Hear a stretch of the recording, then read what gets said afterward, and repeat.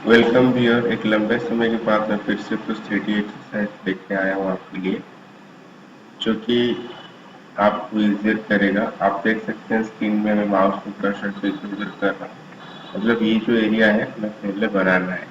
AutoCAD की screen में जाएंगे, ऑटो ऑन करके हम पहले नीचे से शुरू करेंगे। लेफ्ट साइड का जो व्यू है, सबसे पहले हमने लेना है 16। ठीक है, अपने लाइन लेके 16 एंट्री किया। ऊपर की तरफ है 9। फिर मैं इधर ये जो वैल्यू है, ये वैल्यू मैंने 18 दिया। फिर नीचे मैंने लाइन का वैल्यू देके फिर ऊपर की तरफ in the direction of Y में गया 16। अब टॉप वैल्यू जो है तो मैंने डाला 50 और मैंने एग्जिट कर दिया लाइन से। अब फिर से मैं लाइन कमांड दूंगा और आप देख सकते हैं 42 मैंने डाला और हाइट में देखा बाकी डायमेंशन। अब मैं फिर से लाइन कमांड लेके ये जो भी वैल्यू है हम उसको डालते हैं, फिर एंटर करते हैं। अब ये पूरा ऑब्जेक्ट को हम क्या करेंगे, रीजन करेंगे, जिसकी वजह से हम इसको अच्छे से 3D में कन्वर्ट करना है। अब एक्सट्रूड में मैंने क्लिक करके ऑब्जेक्ट को सिलेक्ट करके जो लेंथ वैल्यू है वो आपका दिया हुआ 62, मैं 62 वैल्यू डाला। अब ये मेरा एक कंप्लीट सॉलिड मॉडल बन गया। वो एक्टर में रख के आपको दिखा दे रहा हूँ। फिर हम जाएंगे एक्सरसाइज में कटिंग करने के लिए सम पार्ट्स।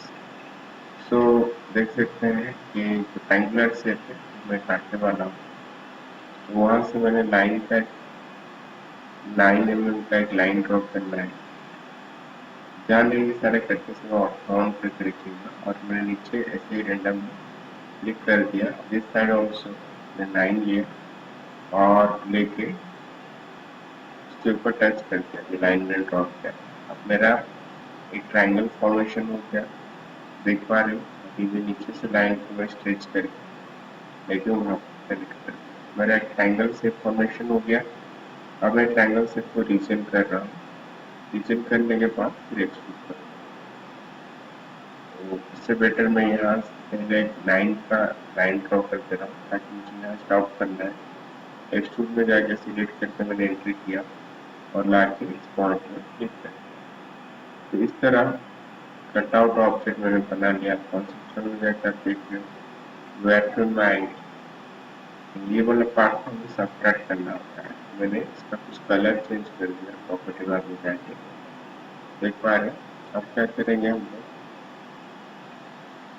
अब हम लोग सबट्रैक्ट करेंगे। तो इसके लिए सबट्रैक्ट का आइकन वहां पर है, यहाँ पर एस में एंट्री कर सकते हैं। बड़ा को सिलेक्ट करके एंट्री किया, अब रेड कलर को सिलेक्ट करके एंट्री। एक बार कॉन्सेप्चुअल में जाओ, ठीक है।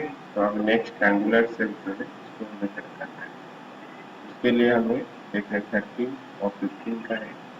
तो लाइन लेंगे मिड पॉइंट से हमें नीचे जाना है 15, नीचे entry opposite of Z direction. अब लेफ्ट साइड 15 एंड टच करेंगे। इसी तरह राइट साइड सेंटर से 15 और यहाँ टच करना है। तो देख सकते हैं ट्रायंगुलर शेप फॉर्म हो गया।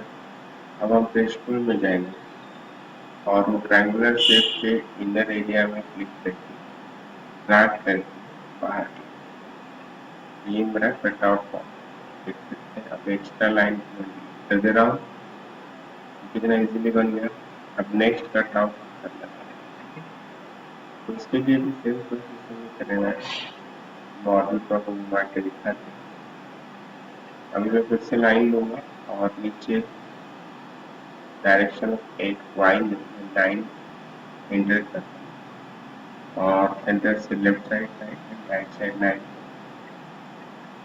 करके एक ट्रायंगुलर शेप सेम प्रोसेस में बनाता हूँ। अभी ट्रायंगुलर शेप को मुझे रीजन करना है और फिर से एक्सट्रूड करना है। डायमेंशन चेक कर रहा था, लेकिन डायमेंशन 3D में आपको 3D व्यू में जाके चेक करने से बेटर है।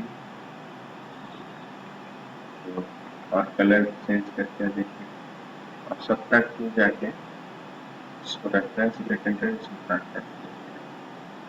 तो इस तरह मेरा मॉडल कंप्लीट हो गया।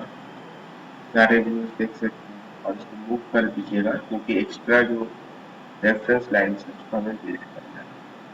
देख सकते हैं, ठीक है। तो अब मैं इसको मल्टीपल व्यू में एक बार चाह के सारे व्यूज देखना चाहूँ तो देख सकता हूँ, ठीक है। इस तरह अगर हम ऑब्जेक्ट को बनाना चाहें तो इजीली होगा काम करना। अब मैं कुछ एमएडी टाइप करके इसमें डालूंगा, तो इसके लिए मुझे रियलिस्टिक में रखना पड़ेगा तो नेचुरल विजिबल होगा, ठीक है। चलिए का प्रोसेस, ठीक है। आशा करता हूँ आपको ये वीडियो अच्छा लगा होगा और आप भी इसको बनाएगा, प्रैक्टिस कीजिएगा एक बार। और इमेज जो मैं दिखा रहा था इसका एक स्क्रीनशॉट ले लीजिएगा, ये डायमेंशन मैच कर लेगा। तो मेरे साथ बने रहने के लिए, देखने के लिए धन्यवाद। और आप जरूर इसे कीजिएगा और चैनल को लाइक सब्सक्राइब करना नहीं भूलिएगा।